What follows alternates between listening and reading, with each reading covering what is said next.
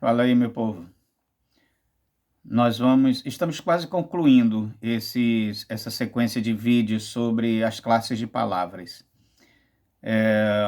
Eu vou gravar esse e mais um vídeo sobre o verbo, né? Eu acho que esse mais um, talvez esse mais dois. Bom, então vamos lá. Para começar a nossa conversa, o verbo é uma palavra variável, é a palavra que mais sofre variações, né, flexões na língua, e ela tem como objetivo, né, o verbo tem como objetivo, indicar uma ação, um estado, mudança de estado ou fenômeno da natureza. Tá? Esse é o objetivo do verbo. Tá? Exemplos. A criança brincava no jardim. Brincar indica ação, né, o verbo de ação. O Rodolfo está muito triste, é o estado em que o Rodolfo se encontra. Os pais ficaram felizes com a chegada da filha, uma mudança de estado, né? Eles ficaram felizes, passaram a estar mais felizes com a chegada da filha. Chove muito no verão, fenômeno da natureza. Tá? Então, essa é a função dos verbos, indicar ação, estado, mudança de estado, fenômeno da natureza. Ok? Isso é um conceito inicial.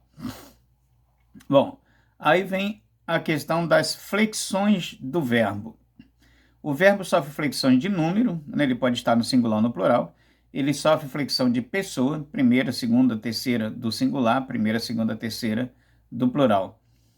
E ele sofre flexão de modo, né? Indicativo, subjuntivo, imperativo, e de tempo, né? Presente, passado, futuro. E esse passado chamamos também de pretérito. E aí nós vamos ter vários tipos de pretérito. Pretérito perfeito, pretérito imperfeito e por aí vai. Ok? E futuro do presente, futuro do pretérito. Então, são as flexões. Com relação ao número, né, como eu já disse, o verbo vai aparecer no singular ou no plural. Ele fez todos os exercícios. Aí nós temos o sujeito no singular, que é esse ele, né? Quem fez todos os exercícios? Ele, que é o sujeito, que está no singular, porque o verbo está no singular. Eles fizeram os exercícios. Aí quem fizeram? Eles. Então o sujeito, eles, está no plural, porque o verbo está no plural. Tá? Ou, invertidamente, né, inversamente, o verbo se encontra no plural porque o sujeito é plural. O verbo está no singular porque o sujeito é singular. É isso que a gente chama de concordância verbal. O verbo concorda com o sujeito. E aí ele vai concordar em número, e aí a gente vai ter uma série de regrinhas a respeito de concordância verbal, mas é um outro assunto, né, a parte desse pacote inicial sobre verbo. Em relação à pessoa, o verbo vai ser flexionado para se ajustar à pessoa do discurso. Então, eu tenho eu irei ao Rio. Então, irei. Né? O verbo se adequou aí ao sujeito, que é a primeira pessoa do singular. Eu irei. Não poderia ser eu iremos. Né? Não poderia ser eu iríamos. Teria que ser, né? Tem que ser eu irei, eu iria, né? Porque ele se adequou à primeira pessoa. Tu farás um acordo, mesma coisa. Tu, segunda pessoa, né? O verbo está fazendo a concordância aí com esse sujeito. Nós compramos vários brindes, a mesma coisa, né? Nós, sujeito no plural, o verbo combinando no plural. Vamos só relembrar as pessoas do discurso, também chamadas de pessoas gramaticais. É muito importante relembrar isso, compreender isso, para a gente poder avançar nas questões aí do verbo. Então, a primeira pessoa é a pessoa que fala ou escreve. No singular, representada pelo pronome pessoal eu, no plural, pelo pronome pessoal nós. Segunda pessoa, com quem se fala, né? Ou para quem se escreve, ou a pessoa que lê. Tu, né, o pronome, né, que representa a segunda pessoa no singular, e vós, o pronome pessoal que representa essa pessoa no plural. A terceira pessoa, de quem se fala, ou sobre o que se fala ou se escreve. É o assunto, né, da conversa ou do texto. Ele, ela, né, no singular, e eles e elas no plural. Tá? Então, essas são as pessoas gramaticais ou pessoas do discurso que nós já estudamos lá em pronomes. Eu estou relembrando para a gente poder avançar aqui sem dificuldades. Com relação ao modo, note que eu estou fazendo uma série dando uma série de conceitos iniciais para a gente poder compreender a estrutura, né, do verbo para avançarmos para as conjugações, para aquela coisa toda, né, no próximo vídeo ou nos próximos vídeos, conforme a gente veja a necessidade. Bom, então em relação ao modo, né, o verbo sofre variação de modo, como eu já tinha dito, e esses modos, eles servem para indicar diferentes atitudes, né, do falante em relação ao processo verbal. Essa é a função do modo do verbo.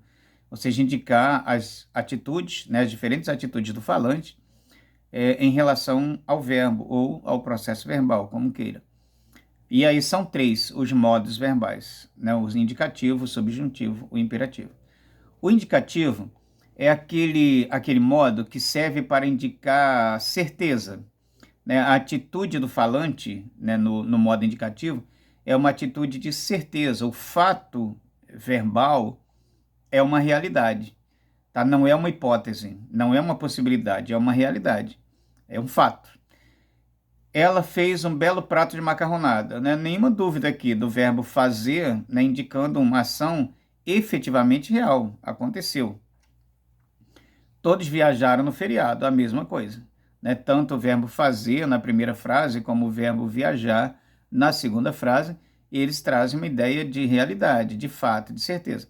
Não confunda isso com presente, passado e futuro, tá? Porque senão você pode pensar, não, mas se eu digo eu viajarei, isso é uma possibilidade. É uma possibilidade dentro de uma atitude real, né? Quando eu digo eu viajarei, eu tenho a clareza de que praticarei essa ação, tá? Então, assim, para a gente não confundir, né, o modo com o tempo.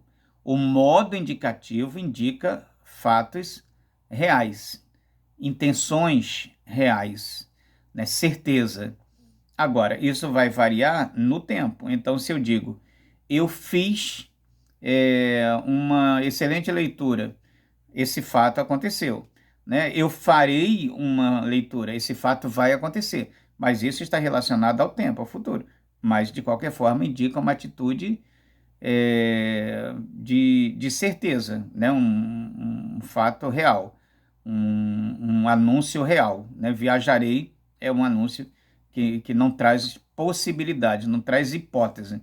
Ele lida com o fato. Viajo, né? Viajei, viajarei, né? Tem a ver com o tempo, ok? Bom, o subjuntivo, o modo subjuntivo, no modo subjuntivo, a atitude do falante é de incerteza, é de dúvida. O modo subjuntivo indica uma possibilidade, tá? O modo indicativo indica um fato, indica uma realidade.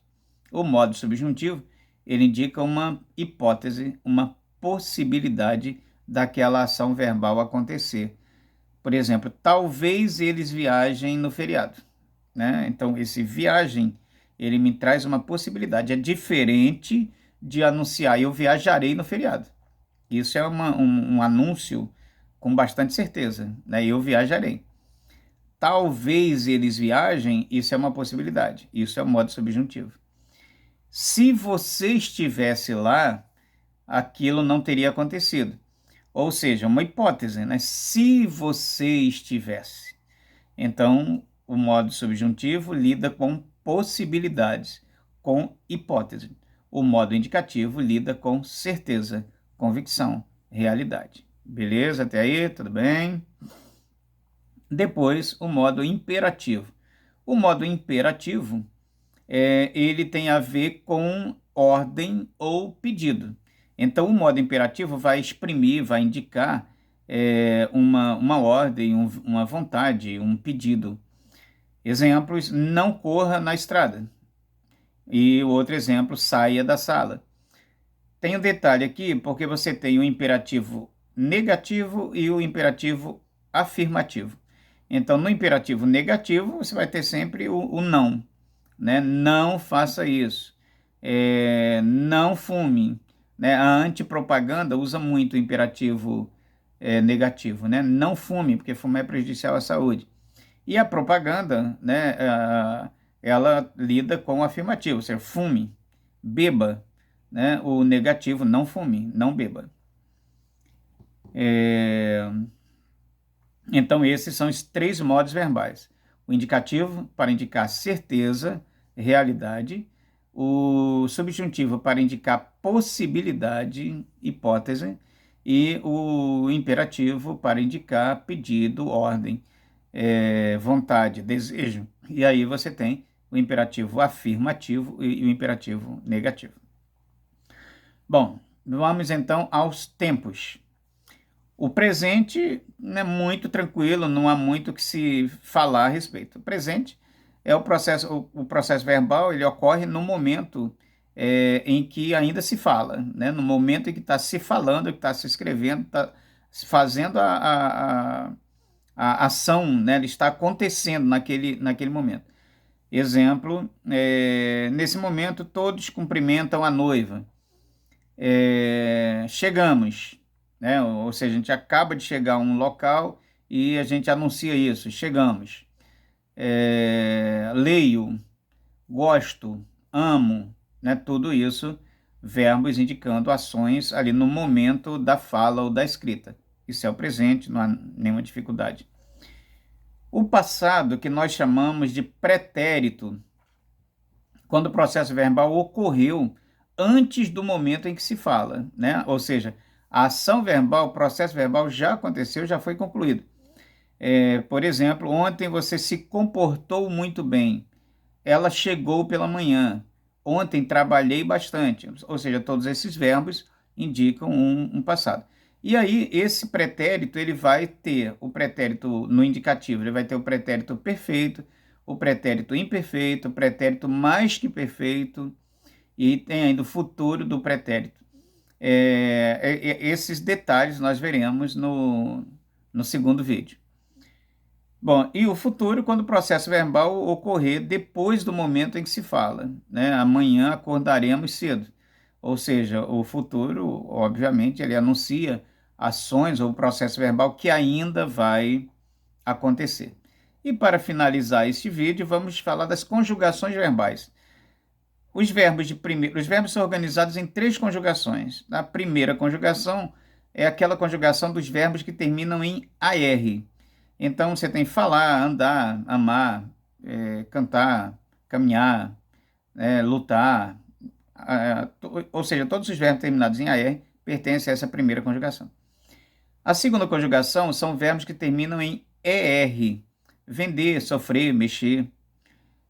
E pertence também a essa conjugação o verbo por e seus derivados, né, que terminam em OR. Isso porque, num passado muito distante da língua portuguesa, o verbo por era poer, né, de origem latina. E aí, por conta disso, acabou, para não se criar uma quarta conjugação, né, o por acabou ficando lá na segunda, já que um dia ele foi poer. E aí todos os derivados, né, por, compor, repor.